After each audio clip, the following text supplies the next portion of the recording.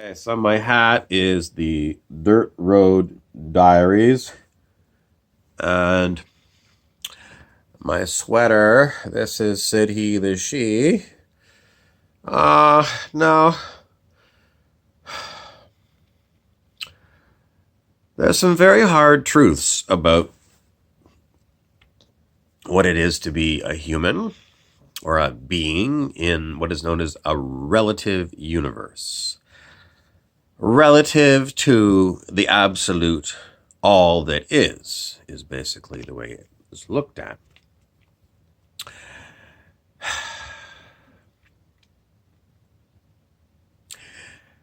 It's only if you go to India and you find an Indian holy man, not a garbage man, but a real Indian holy man, that you're going to find the truth. And it is a truth that is very difficult to swallow. Very, very, very difficult to swallow because no one wants to believe it. No one can believe it. This is the truth. Your whole life is pre-planned before you come here. Every single pee and poop and every walk, every drive, every person you're going to meet, everything you're going to listen to, every single thing has already been done. And then what you do is you come here and you live that life. Why is it difficult? Well, it's because we're not taught that that's the truth. We're taught that, you can do whatever you want.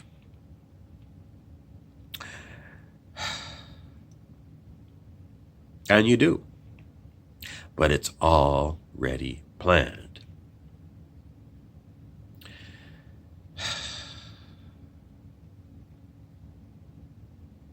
How can you know that this is the truth? Deja vu. If you get a deja vu, like you get some kind of a word that something is going to happen, and then it happens, how else are you going to explain it?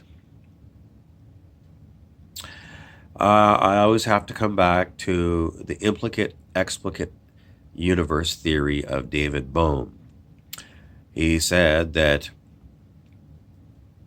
we live in the explicate universe. In other words, it seems like everything is separate from one another, and if you have a brain, like a typical human, you can generate your own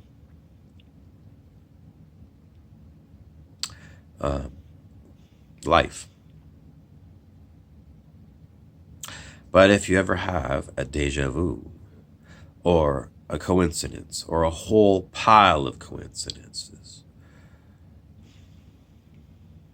it goes to the truth. Because if you were simply living in a universe that was one direction, from the past through the present to the future, there would be no way to look ahead to the future and get a deja vu. And how would a coincidence be orchestrated? How could it be orchestrated? How could it be orchestrated if you're going from the past to the present through to the future? And it's the arrow of time, the arrow of time.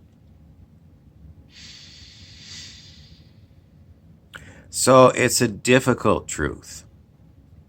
And those are the things that will come to you when the timing is appropriate. Deja vus, coincidences, also known as synchronicities. And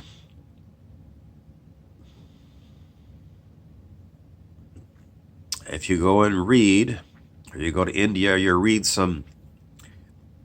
I think I read this information.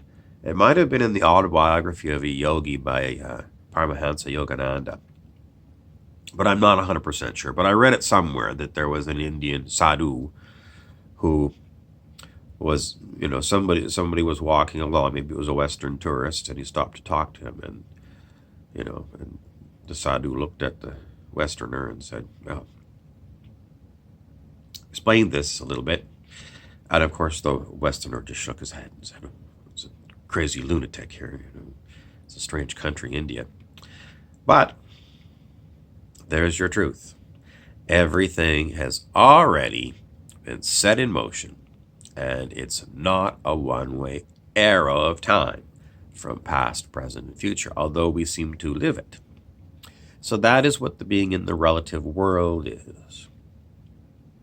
So it gets to the question of, for me, why can't I remember a lot of things? Like when I was a child, why can't I remember these things? There's been a select few memories that I've got as very, very young. But the rest of those years, missing. Just missing. Can't access them. And then, what you're taught is that, there was a sperm and an egg, and they went together, and they created an ovum, and that developed into a fetus, and then an infant child, and the infant child grew up to be a toddler, and then a preschooler, and then up the chain, and you grew to be a full-on adult, and away you went. And consciousness came through development of the cells in the ovum, and somehow there's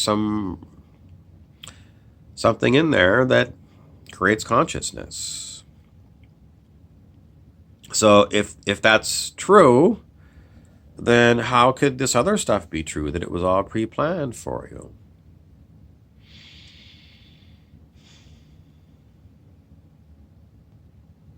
Is it a half-truth? Is it like you've got these earth cells that have been passed down from generation to generation that host a consciousness that comes in at like 42 days of incubation in the womb? I think that's what the Tibetans say. It sounds kooky. And, how does this happen if that's the case? How do you get sent from somewhere and then get somehow associated with the body? Or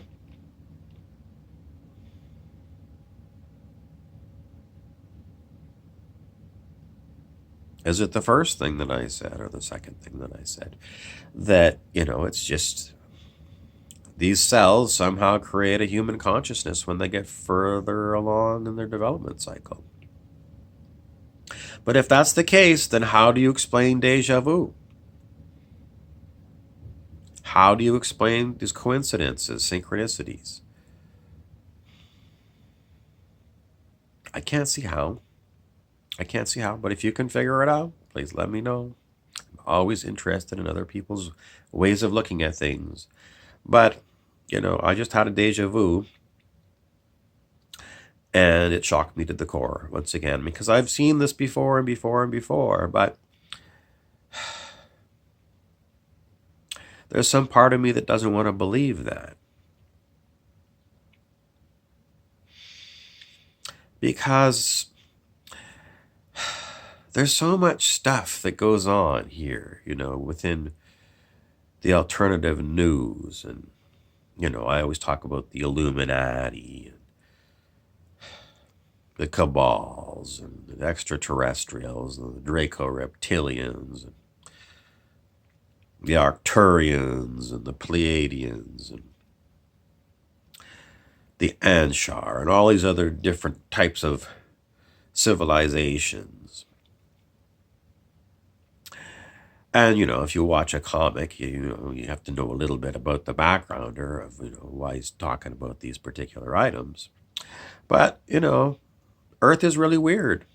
It's really weird, How many people can really remember their childhood? Every day that they went to school, everything that ever happened? I can't. I cannot do it. So, there's different people's explanations. I don't have an explanation. If you want an explanation, you have to go to somebody else. And there's lots of explanations about which is the correct one. When you finally get your memory back, then you'll know. Unless it's a false memory. But, the idea is, another thing that really annoyed me or, really upset me was the spiritual teacher, Dr. David Hawkins, who I often refer to. Well, one of the things that he said is that this world, Earth, is a purgatorial world. And he said, don't bother trying to change it. It's a purgatorial world. It's designed this way, and this is the way it's supposed to be. Well, that's very disempowering. And then if you figure, well, the whole thing is pre-planned, and you're going to come here and live your life, and then you're going to die and, drop your body, and it's just going to get cremated or burned, and then whatever you are will either cease to exist or you'll move to some other realm of consciousness, spirit realm, or maybe you'll become an earthbound spirit. Nobody really knows ahead of time.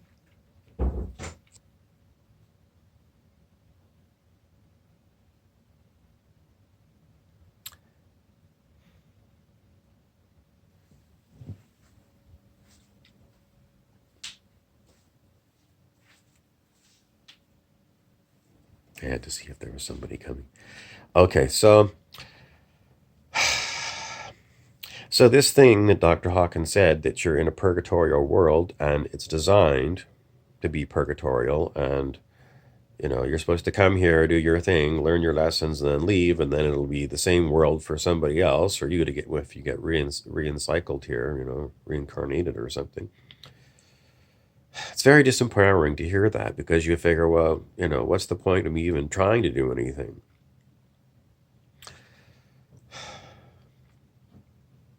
So you have to listen to the great Indian avatar Krishna, who said, even if you know this information, you still have to play the game as if you never heard this information. So if you don't like what you see on planet Earth, you got to change it. You got to put 100% of your effort into changing it. You got to play the game. And if you listen to James Redfield and the Celestine Prophecy, oh dear, I've lost my thought about that one. What was I going to say about the Celestine Prophecy? Oh, James Redfield said that before we come to Earth, we've got a birth vision. Every person has got a birth vision. In other words, it's also known as the Ancestral Grand Plan. That was Haleg Makua, Hawaiian kahuna, that said that. So you've got a birth vision, or the Ancestral Grand Plan, and you come here and you don't remember it. That's part of this world. You don't remember it. But the part of the game is, it seems like you just happen to meet random people, or you watch a random video, television, whatever. Everything that you do is part of the grand plan. Now, where does free will come into this? When you switch from being an ego-driven person to becoming a person who surrenders to higher power Is that when your birth vision can open up? Well, according to Redfield, that's only half of the part. It's a group project. So even if you know what your birth vision is, and even if you got your connection to, the divinity or whatever, and you've lost your ego drive, all the other players here can screw it up. They can screw it up, and this is what happens, cycle after cycle. We live in a cycle. It's cycle, and you can look into David Wilcock and his Ascension Mysteries and Synchronicity Key, and he can give you more information on that. But, and Redfield also talks about it, James Redfield, in some of his Celestine Prophecy, the follow-ups to the Celestine Prophecy books, that the same souls come back, but, time has marched on.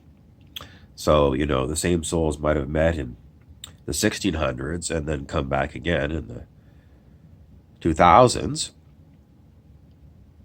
And they might have the same issues to be dealing with. They do have the same issues.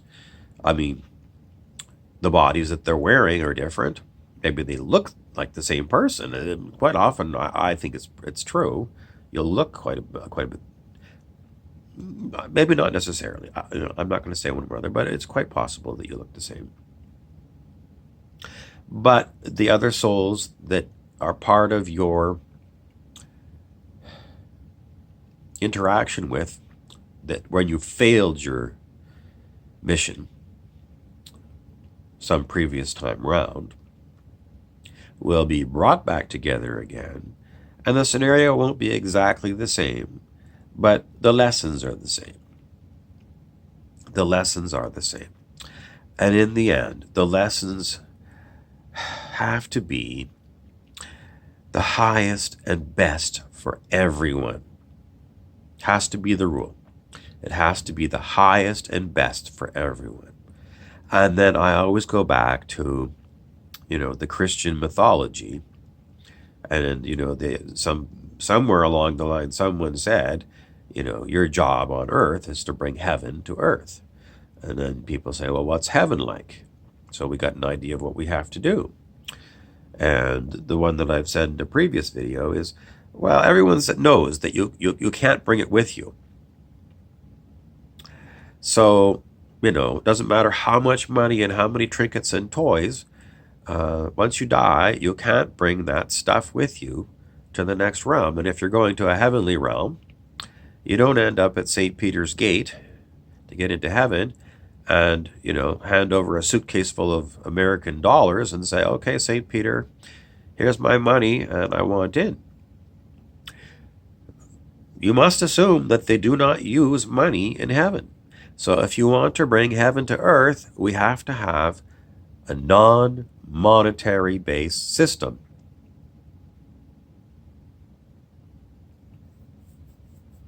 How is that going to happen? Well, different writers have suggested that, the synchronicities and coincidences that I've talked about are the way that it is done.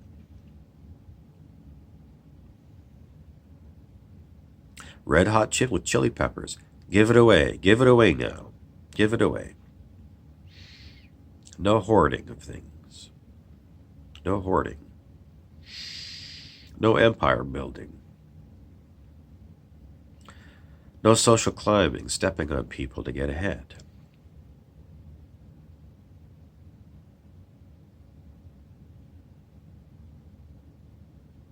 So there you have it. You have got a very difficult thing to do.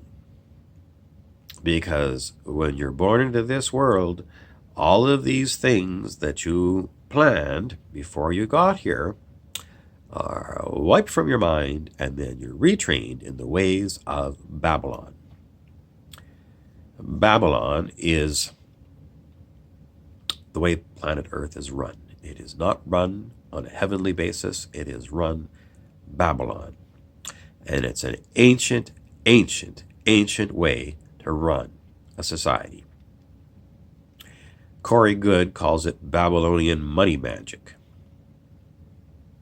If you look into the way that money is created, it's created out of thin air, but it is only created out of thin air by banks.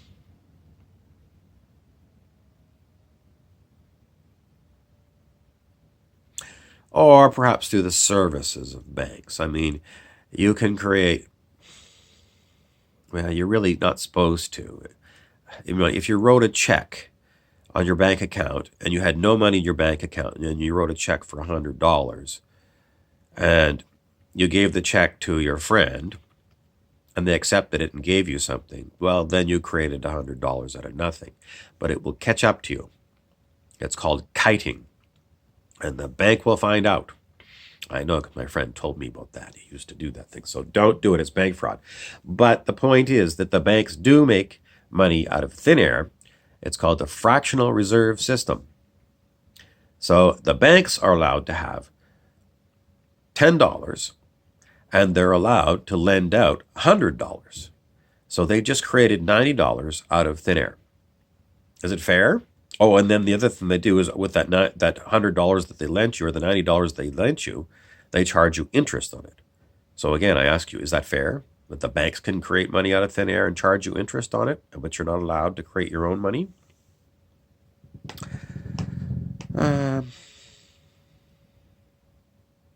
You could like create coupons, I suppose. If you've got a business, you could.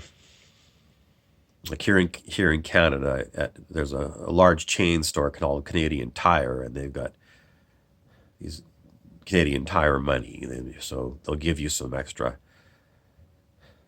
money with Canadian Tire written on it. So it's Canadian Tire money. So that's somehow they skirt around it. So there's ways of doing it. And then the other one I can't figure out how it's not been regulated yet because, nobody from the banks wants this to happen. But Bitcoin mining generates money out of nothing. Nothing at all.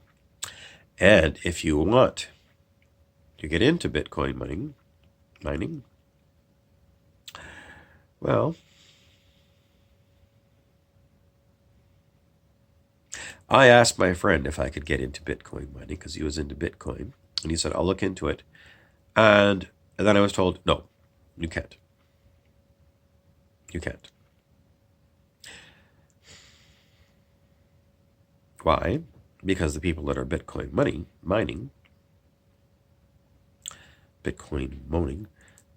are moaning that they don't want everybody else to be doing this because this is their way of making their money.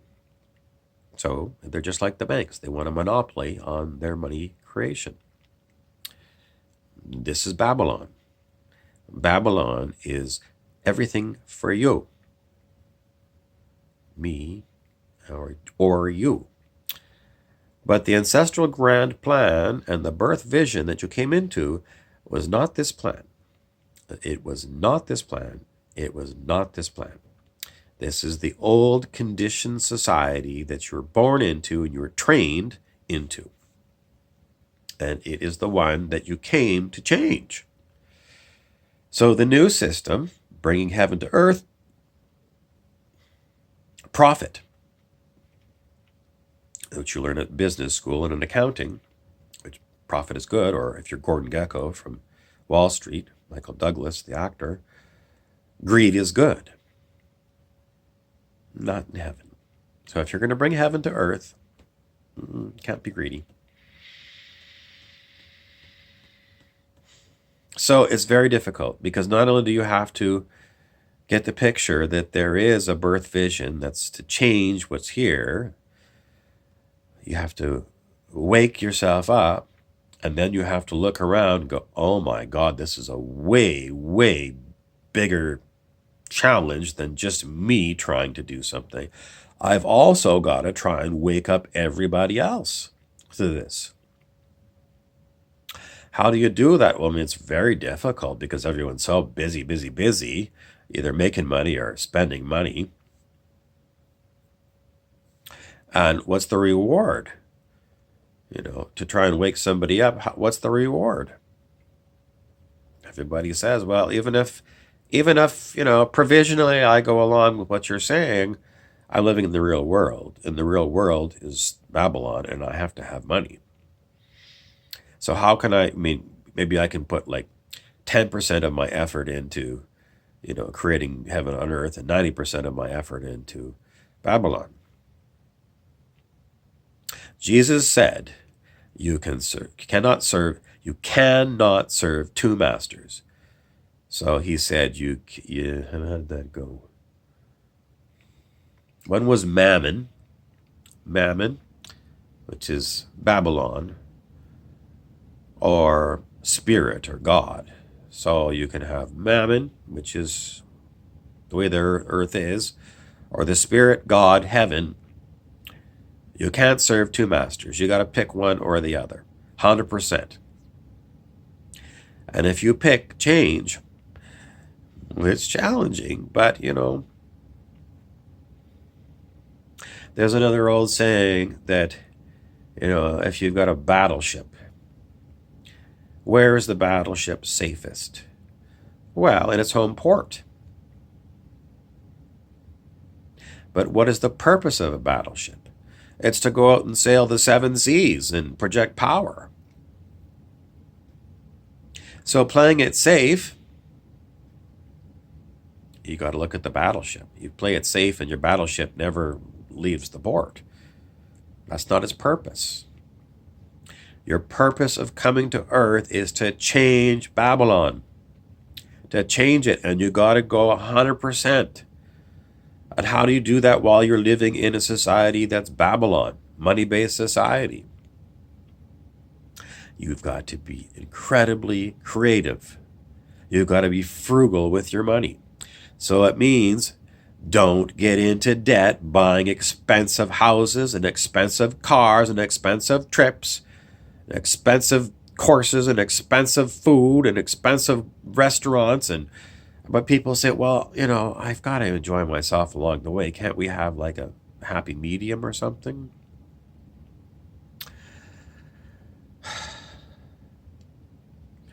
I think you can try the happy medium. And I think, the majority of people do the happy medium for a very long time. Because it's pretty easy. People are basically, they know all these teachings from the great spiritual leaders. They know them, and they know Babylon. So, there's still the idea that I haven't seen a pretty thing in 4 years. There was a song. And isn't the part of the purpose of being on life to enjoy some of the pretty things along the way?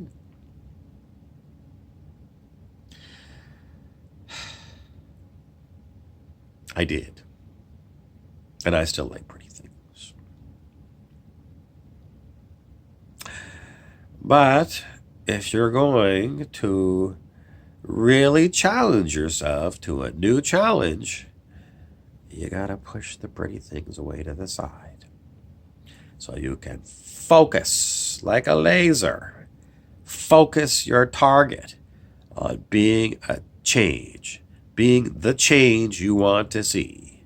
So it's not 10% bringing heaven to earth. It's 100%, or if you're, a go-go coach, 110%, which is theoretically impossible unless you're really trying to push people. Go beyond what you think you've got. Find 10%, extra 10% that you never thought you had. So that's what challenges do. If you're not challenging yourself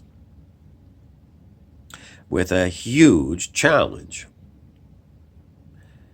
pushing away everything that you were taught you needed, fancy trips, expensive houses, expensive wines, expensive foods, expensive cars, expensive friends, expensive corporations,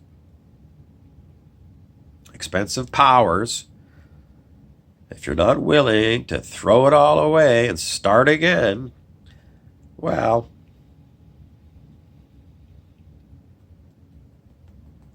then you haven't taken on a big enough challenge.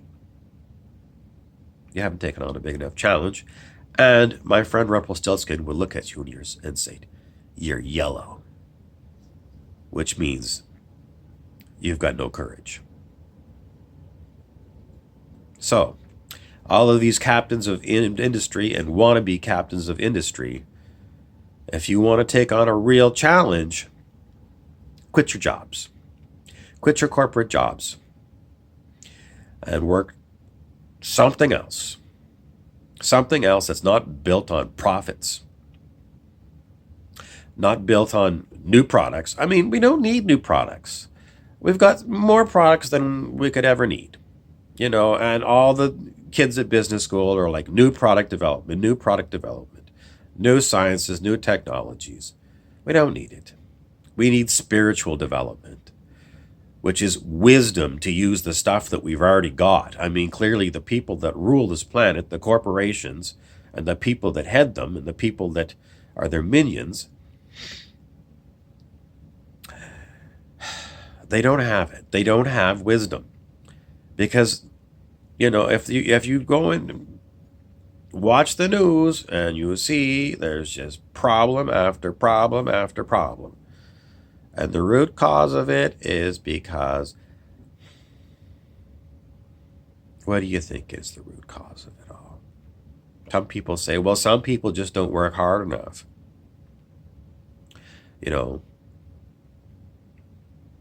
Or there's something in them. There's something in their subconscious that is poverty consciousness. They've got poverty consciousness. This is the biggest lie, the biggest pile of crap. And people will use this to justify walking down the street and kicking a homeless person in the head like a football. Or to justify, voting for Republicans or conservatives that are all about lowering the taxes on the rich and the trickle-down theory. And, it's a great idea to allow corporations to go and outsource their manufacturing to the cheapest labor country in the world where there's no environmental standards, General Motors, for example. Oh, by the way, where you live, you're going to overpay for the General Motors product.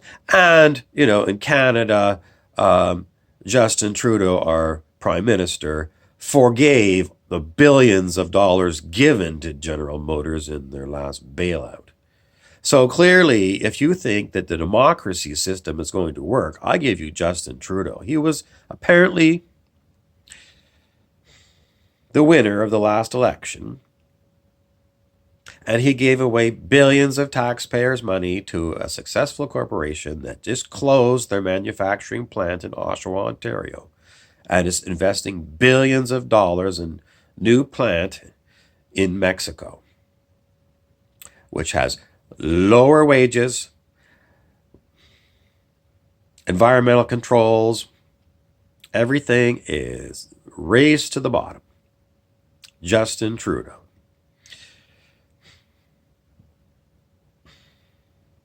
You're not going to get there by electing, if you are a liberal, voting liberal is not going to get you heaven. And if you think that, I want to make it to the top, so I want a capitalist system with no regulation and low taxes so that I can make my business. Yeah. Some of them think that they're going to get rich, and then once they're rich by, overcharging everyone for all the stuff along the way, then when they're older, they'll become a philanthropist and they'll get their name on a plaque and they'll donate to a wing of a university or a hospital or something. But that means that 90% of your life was about you making money for you, with the idea at the end, well, I'll pass on a lot of it to my relatives that kick the bucket and I'll make some donations here or there, or I'll set up a foundation. It's about you. All this other stuff, it doesn't make up for the fact you spent your whole life going after making your life personally better instead of better for everyone. It's a hard truth. I'm Sid He the She.